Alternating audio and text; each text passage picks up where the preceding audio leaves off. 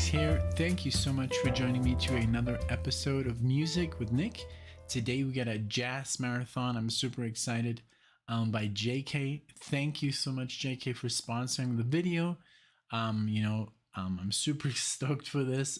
We don't get too many, jazz marathons. We do get them, but not that many. So when they come along, I embrace them. I really, I really look forward to reacting to these.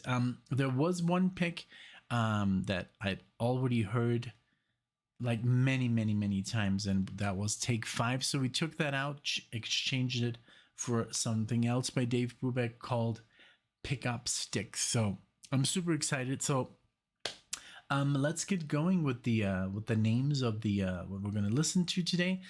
We're gonna start it off with Cast Your Fate to the Wind.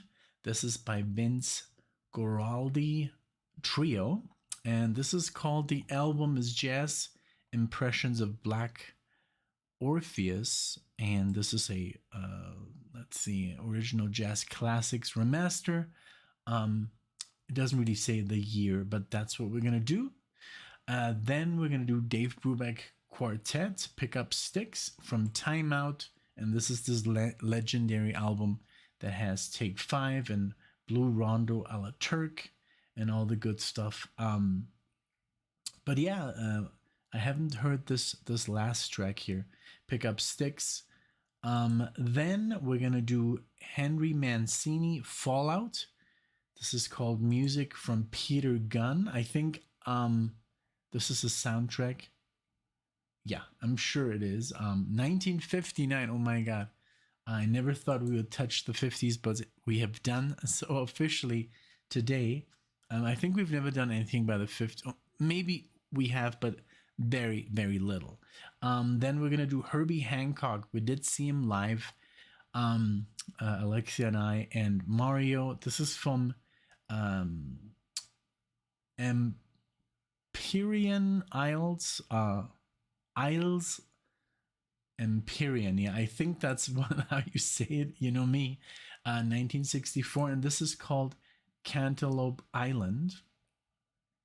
And then we're gonna do some Earth, Wind, and Fire, and this is, of course, he requested Ramsey Lewis, Sun Goddess. This is featuring Ramsey Lewis, but it's from Earth, Wind, and Fire. Sun Goddess is the album 1974. So we got some amazing stuff here. Can't wait to do it. But as you know, I'll be right back with you guys. All right, and here we go. Thanks again. I think I'm gonna use the Jazz Hour intro. If I didn't, then I forgot, but I hope I do want to use it. It's such a cool intro that Alexia and I came up with.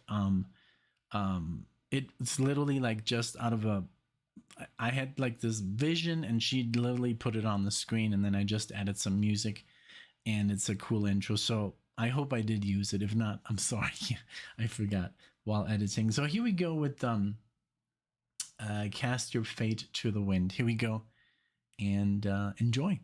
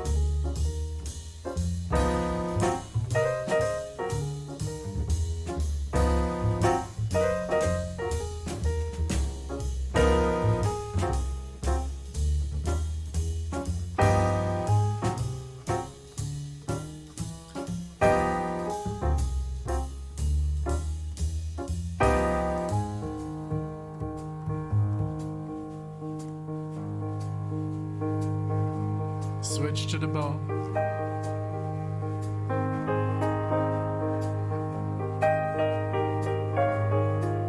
It's beautiful.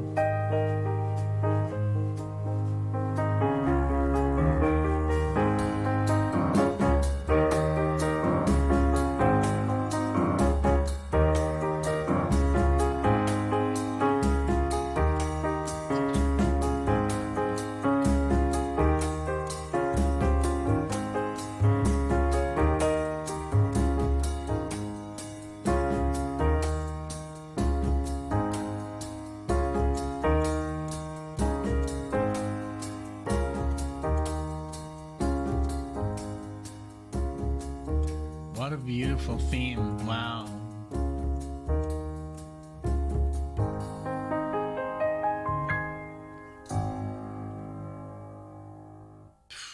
Wow. This was amazing. I couldn't even pause. I loved the subtle chords, you know, and then his improvisation and the bass player like switching, you know, from the bow to the boom boom boom boom, the beautiful bass walk there. Oh man, this was nice. And I loved how he was just like dum, like he was just doing little accents there, you know, of these chords, and then kind of like, you know, because with the right hand he plays the lead, right, and with the left hand he plays the chords, or otherwise it could be like this. It depends, you know. But and then sometimes he would also kind of like affirm that chord with the right hand, you know, like playing it like an octave lower, or just like kind of like harmonize, you know, those chords together. Beautiful. The whole theme was so nice.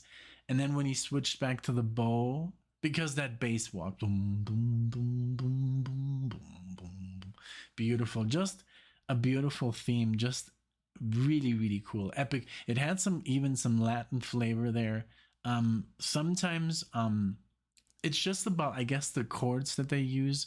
That it sounds very Latin jazz, even though it was not played in a Latin jazz time signature, you know, not that yeah, I mean, you know, I think I think you know what I'm talking about. Great experience. Thank you. It was awesome. Okay. Now, Dave Brubeck, I mean, what? All right, I'm back. There was something, I just heard the door and it kind of like threw me off, so I had to edit. But yeah, so Dave Brubeck Quartet is next. Man, Dave Brubeck is just, you know, what I love about him is that he comes from a classical background and then kind of like morphed into jazz. That's an artist that I guess I grew up listening by default. My dad was just enamored with Dave Brubeck, and he would always talk about him.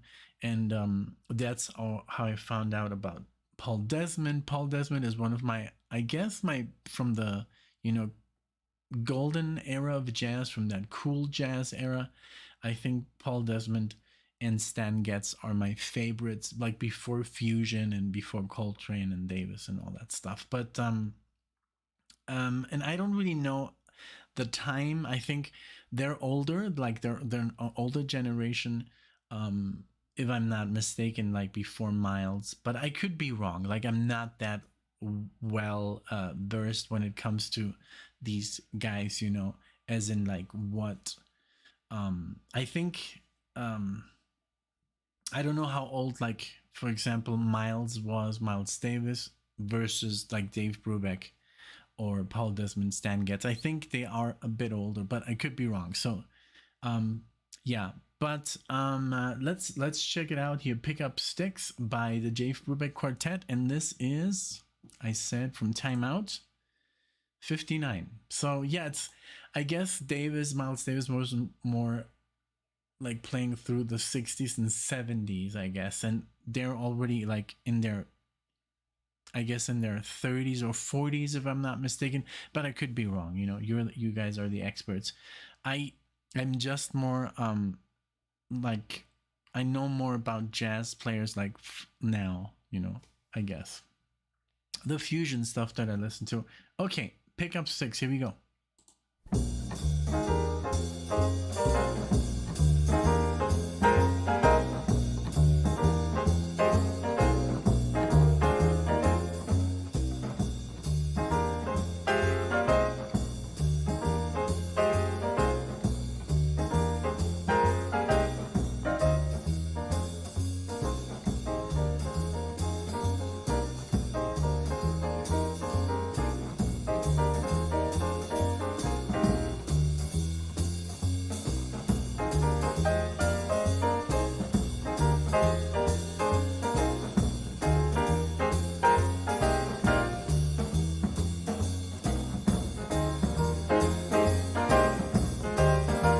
beautiful how the trio's already ready, and now Paul Desmond's gonna kick in.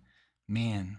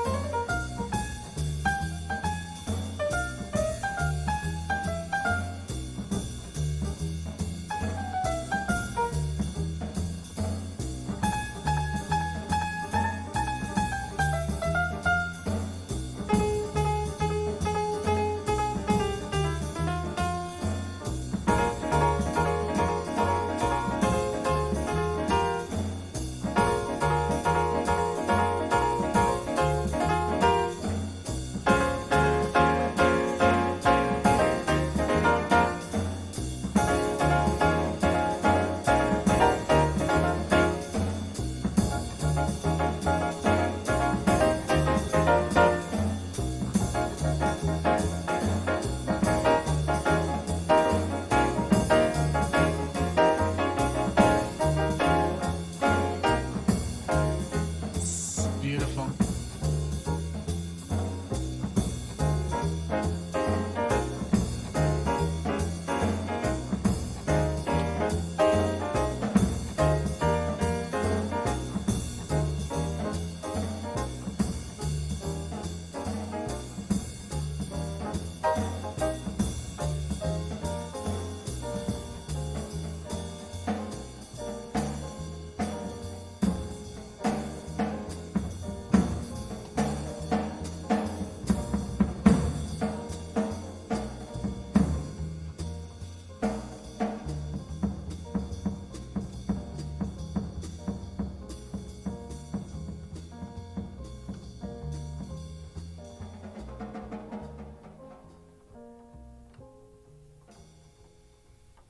Wow, the recording is so good. It's just like done together, one take. I love that they speak that language that is so, legendary, the cool jazz, language.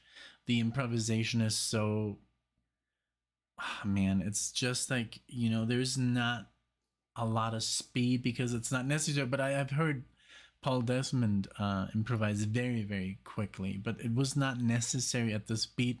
And then I just looked him up, Joe Morello on the drums, and he played that legendary drum solo on take 5, and he's just such a good player. It sounds so good. And I love the improvisation of Paul, of course, here, Paul Desmond. And then Dave Brubeck took over. And I love that he was, playing like this lead, just like, the melody. And then he went into improvising more with chords, which is very fun. And the whole thing was just fantastic. A song that I've never heard. It's I guess Dave Brubeck is so famous for Take 5 and Rondo that but there's so much more, and I've read that these two have been friends since they were like literally, I think, in high school or something. were gonna sign up for to go overseas in the army. I think Paul Desmond didn't end up going, or the other way around. I don't know. Like I said, I'm not super. I should maybe brush up on my history there, but I did read it once, and but I'm not really sure. I'm messing up. Brubeck and Desmond's storyline here. But yeah, so we're gonna continue here with Henri Mancini, and this is Fallout. This is, so I guess, movie music from a movie.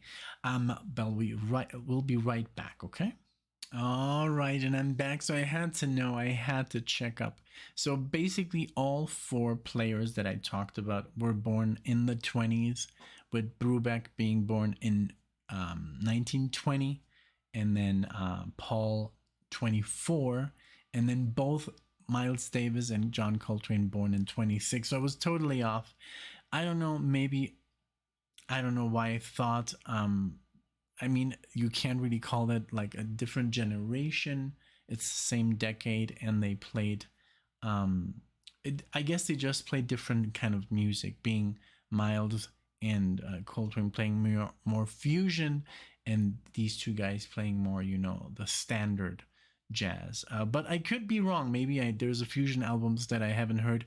But I just discovered that Paul Desmond did pass away at the age of only 54, and Brubeck at 91. So literally like 39 years after Paul Desmond's death. So that's just crazy, if they to say 39 years more of life. That's a lot. I think that was way too young for Paul Desmond, but I guess so did John Coltrane. He also passed away very, very young, and so did Miles at 60.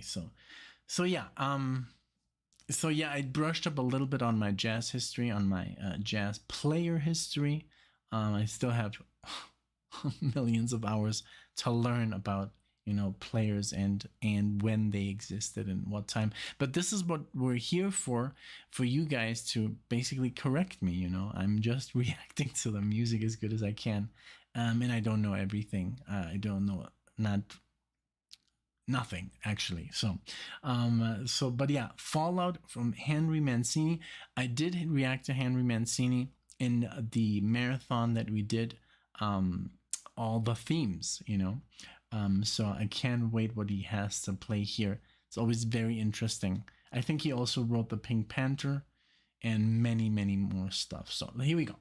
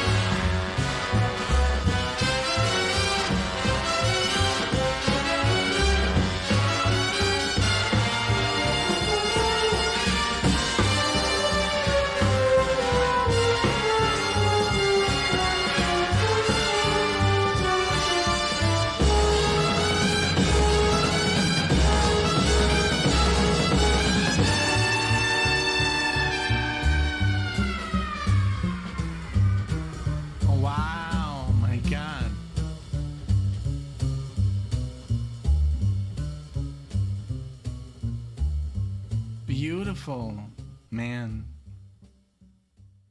Like, who writes like this, you know? That's what I'm so, oh my God. That's the beauty about composition, you know, putting it on paper. And then I love the flute that started, and then I love the whole like brass section that he has available. You know, everybody has their notes, and they're kind of like when they're supposed to play.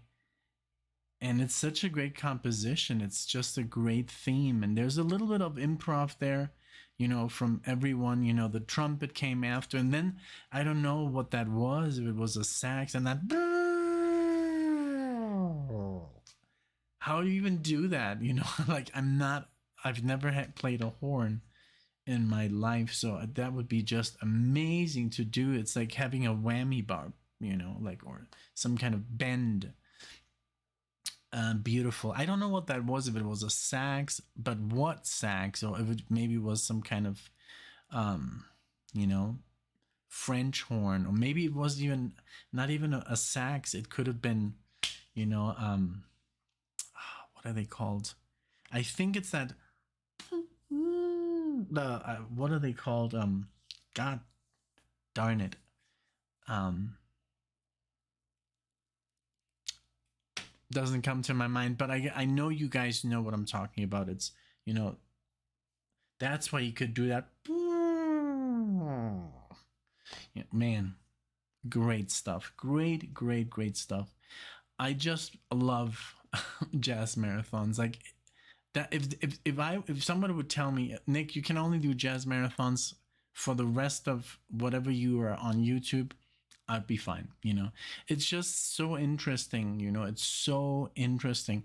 And I'm a rock guy. You know, I love rock, and I grew up with heavy metal. You know, and rock, and but yeah, I also grew up with classical music and jazz, I guess, too. You know, it's all kind of like embedded in the brain, and but jazz is so interesting. You know, it's like the music that has kept me the most interested throughout being, you know, a musician and stuff like that. And it's also the hardest. You know, it's like it is hard to, you know, I don't know, I mean, to improvise over, and to like, it's just also, but it's also the funnest, you know, because rock basically, um you know, once you know the chords, and then it's, yes, you can do a lot of stuff, but in jazz there's like no limits, and in rock you can apply jazz scales, but it just sounds kind of weird. It becomes fusion, I guess. I mean, I don't know. I don't know even know what I'm talking about, because my favorite player is obviously a jazz guy who plays rock music, but also a rock guy who plays jazz music. They never could figure out what he was, you know.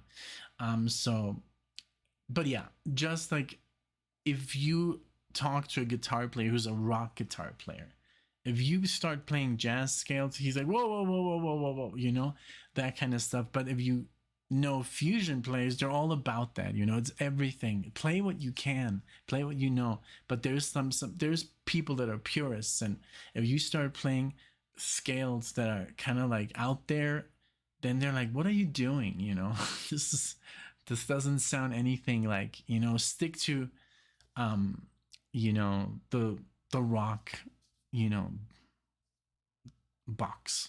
So yeah, but well, you know, I'm rambling. I'm always rambling. So now Herbie Hancock, this is the only guy we were able to see, and he's still around. He's in his 80s. Herbie Hancock, we saw him about a year ago. It was still COVID, I guess, and we did have to wear a mask, so that kind of sucked. But we enjoyed the hell out of it. And so I don't know. I think he did not play. There's Cantaloupe, and then there's, I think, Cantaloupe Island. Let me see. Let me just check. And I think there's a difference. Well, that's, or maybe not. I don't know. Well, you know, if I recognize this, as I always do, I raised my hand. I mean, I literally told Jake, hey, you know, let's not do take five because I've heard that so many times. But if I don't recognize something by name, then I don't really know it. I know it's a very famous song. It's literally his #1 song. But I'll let you guys know if I know it. But here we go with Herbie Hancock.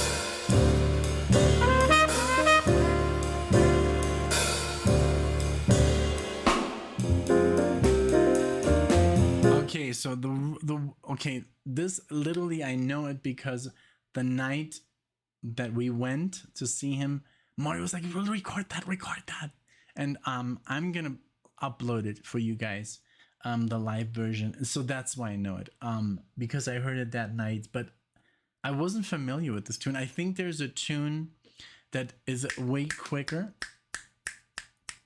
And it's a sample. But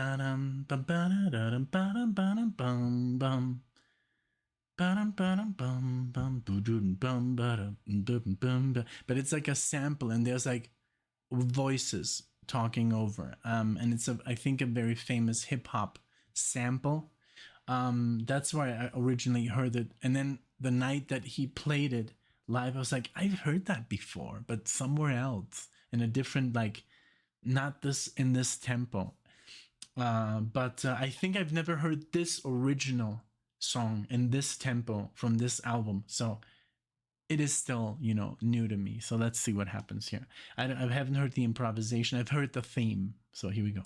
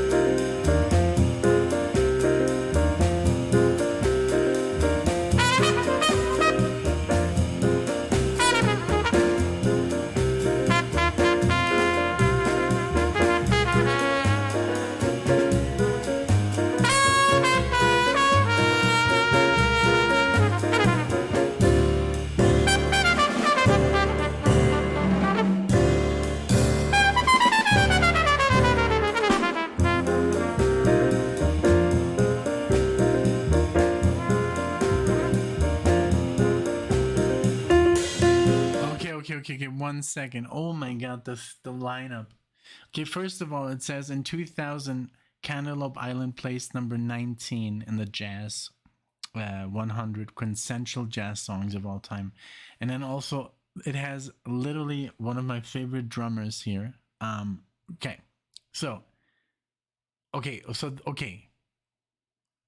So there's some a story that I didn't know. Okay, this who composed this at first? It says Cantaloupe Island is a jazz standard composed by Herbie Hancock. Okay, and recorded for his 1964 album, the one we're listening to, during his early years as one of the members of Miles Davis' 1960s quintet. Hancock later recorded a jazz funk fusion version of the track. I think that's the one that I've heard. On Secrets. Okay. Yes, I was looking at that because I was like, I think because our JK gave me the time, and this one is 2 minutes longer. That's how I figured it out. Okay, but check this out. Freddie Hubbard. Man, I mean, that's like literally insane. And then also Hancock on the piano. Instead of where is uh-huh. So he composed it, but he didn't play on it? Oh, I'm totally confused, right? Okay, of course, Hancock on the piano. I don't know why I confused him right now with uh um the one we just listened to, Brubeck. So I was like, why is Brubeck, like, if it's Brubeck's composition, why is he not on there? But I'm totally lost. So no, but Tony Williams on drums. Tony freaking Williams on drums. Oh man. Paul Jackson on bass. Yeah, crazy. So cool. What a great song. Sorry about the confusion. Today I'm a confused man. Today I'm saying a lot of dumb stuff. Let's continue.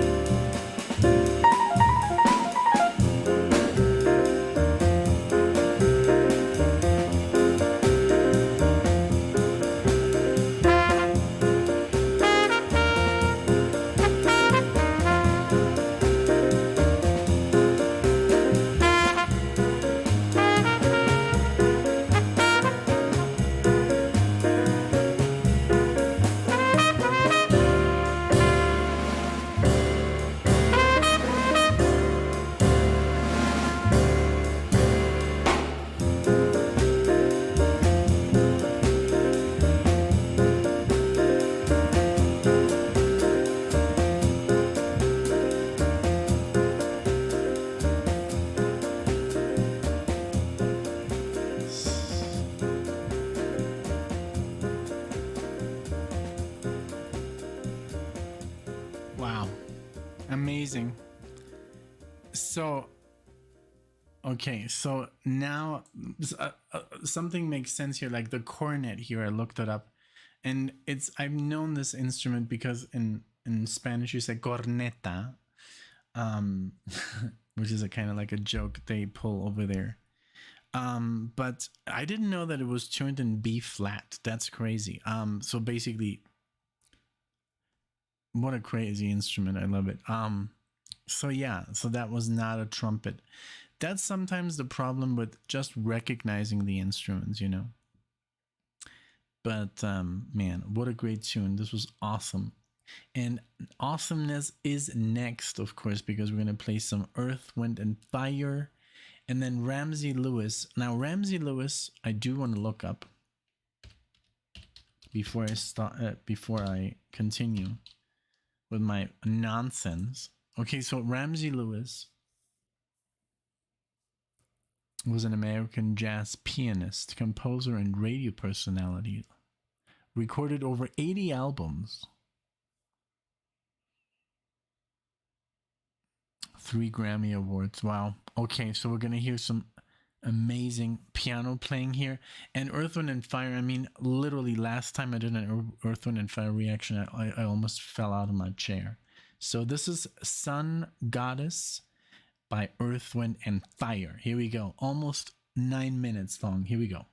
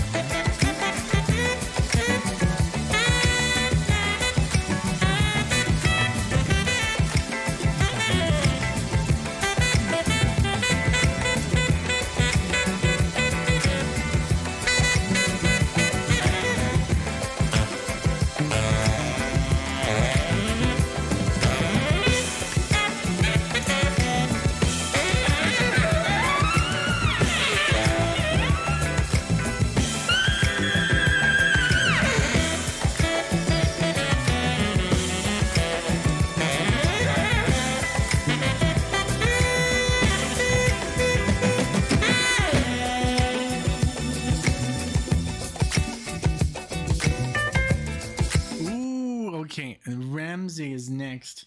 Holy moly. I think also jazz music is where I get most reactive. You know, I pull like a Jim Carrey here.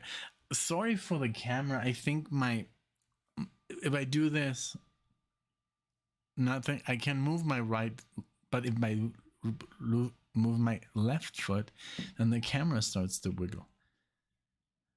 Wait.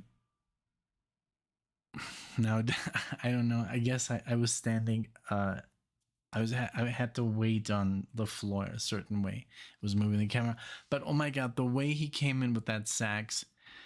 Oh man, the improvisation of that sax is so good. I mean, I was literally thinking if I could just start over, and I would never do that because it's just too much time. But I guess, you know, when I was a teenager and when I was, well, you know, I started playing fairly late, like 17, 18. I picked up the guitar. But if somebody would have told me back then, hey, you want to play a sax instead? Because I had a friend and he was playing a sax and he was playing like all sorts of stuff. And I was like, nah, you know, but if I could choose and go back, I would definitely pick up the sax and not, you know, invest the time in the guitar. But, you know, unfortunately, we don't have time machines and stuff like that. So yeah, a lot of guitar players are at heart, wind instrument players, and just you can hear it in their improvisation, like Frank Gambale, Alan Holdsworth, Scott Henderson. I think even Pat Metheny, like when you listen to him, I mean, what he plays is, more like a sax or like a trumpet. He even has those patches on there, and he sounds like a trumpet, like with the guitar, or like Holdsworth with the syntax, and Henderson, he's, oh my god, but he's more like a blues guy. He's a blues jazz expert. Scott Henderson, man, oof, so good. But yeah, this is great. Okay, so let's go back and listen to that piano entrance. But the way he came in with that sax, that is cool. That's just like that's literally the embodiment of cool in music. When you come in like that to a track, come on. Yeah, that's just amazing. Okay, let's listen to this.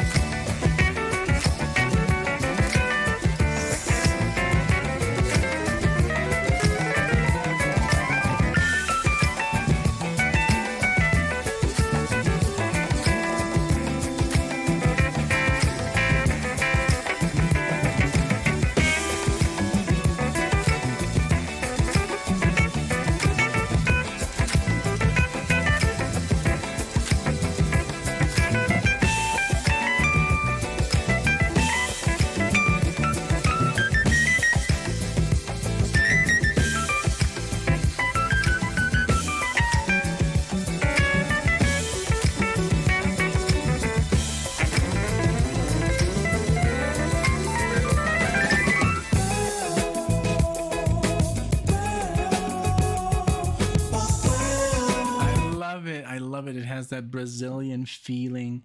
Fucking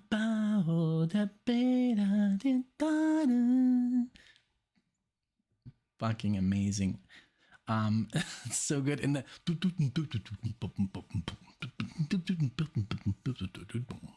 the bass is so good, and this whole improvisation was spot amazing. And now they go back to this amazing. It's so good, man. JK. Oof, this is good, man. This is so good. Okay, let's keep going.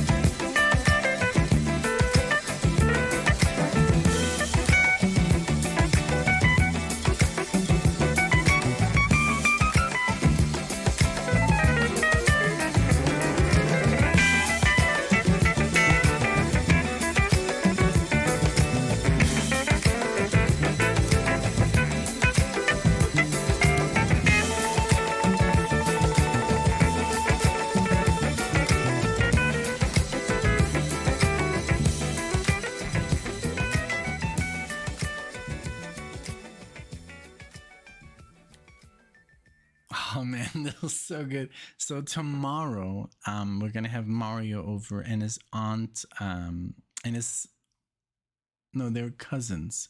So Alexia's like aunt and I was thinking, I don't know if Mario's heard this. I would totally make him do this because he's never been on camera reacting, and had the channel for about 2 years. And today I told him, hey, you've never made a reaction. Like, what's going on with you? And he's like, I know, I really want to. And this would be a great tune to show him because I really don't know what to show him. He's very much into Latin jazz, more than any other jazz. I've tried to play in some fusion stuff, and he likes it, but I think this is right up his alley. This kind of improv and the whole vibe here was just beautiful, beautiful, beautiful. And I can't wait to do another jazz marathon. This is so good. It makes me so happy. Thank you so much, JK. This was a treat. I hope you did enjoy. I did interrupt a lot. I talked a lot of nonsense, of course. Please correct me. No, I don't get offended or anything. On the contrary, I think it's always great information, because it's a learning process, like I'm not that well versed in jazz, history or, and players and stuff. But I mean, some people are just not, I know what I know because I'm picking up a little bit here, a little bit there. But I mean, I was, for the longest time into a totally different kind of music and into prog and into metal, more into like than anything progressive metal, and then I got into like fusion, and then I got into Holsworth, which is like a genre itself, and so I kind of like, but I do remember this from when I was, like 15, 16 years old, still at home, and hearing it, and my dad would always be like, listen to this, listen. Did you hear it? Like, did you hear it? And I'm like, what are you talking about? A typical stupid teenager who doesn't know anything about the world, who just has his thoughts and everything is, what can you say? So you don't know how to listen at that age. You just can't. And also the difference of age that my dad and I had or have, is just too much. And so he was, he didn't have the patience, and I didn't have the patience to really truly listen to what he was talking about. I just didn't get it at the time. I did appreciate it, I've always had an ear. And since I was basically raised on classical music, I did like it, but it wasn't like some other stuff was blowing me away at the time, like Metallica and so I wanted to play that. And so Jazz was like, I don't even know where to begin with this. Like, how do you even play it? What's even being done? So that was the problem. I didn't even know the instruments. I didn't know how a trumpet sounds versus a sax versus an alto, so it's just, kids. So, but thank you so much, guys. I hope you did enjoy. Please let me know what you think in the comment section below. If you like this video, go ahead and give it a like. Maybe subscribe to the channel. There's still 70% of people who watch this channel are not subscribed. It's it would be really helpful to know who really watches us, and just to grow and to get to that 100,000 subscribers. It's a dream, and we're getting closer and closer, and I can't believe it. It's really nice. It's something that's really a great feeling, that people do appreciate what you do. And we've never gotten anything out of it except just people like JK and RG and all this, I could name, Michelle and Graybeard, and oh my God, there's so many people that, really help out this channel so we can keep going and get better gear and stuff like that. And just, so we can actually take the time and do this. So thank you so much for keeping, the dream, alive, and for helping us out, with this. So thank you so much. I hope to see you in the next one, you guys. Take care.